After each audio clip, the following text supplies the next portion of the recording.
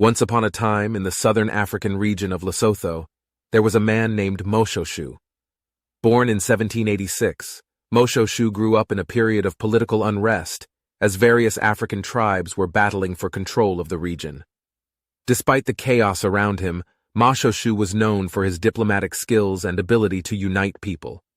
In 1820, he founded his own tribe, the Basotho, and quickly gained followers. He created a system of laws and customs that emphasized unity and cooperation among his people. As the Basotho tribe grew in power and influence, they faced threats from neighboring tribes and European colonizers. Moshoeshoe realized the importance of forming alliances and making strategic decisions to protect his people.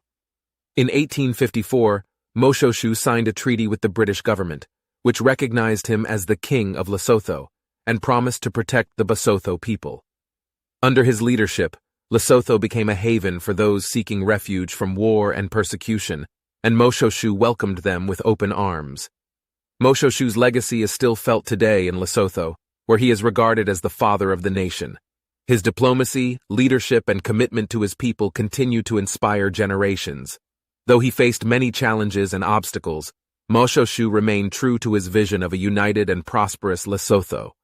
His legacy serves as a testament to the power of leadership, diplomacy, and unity in the face of adversity.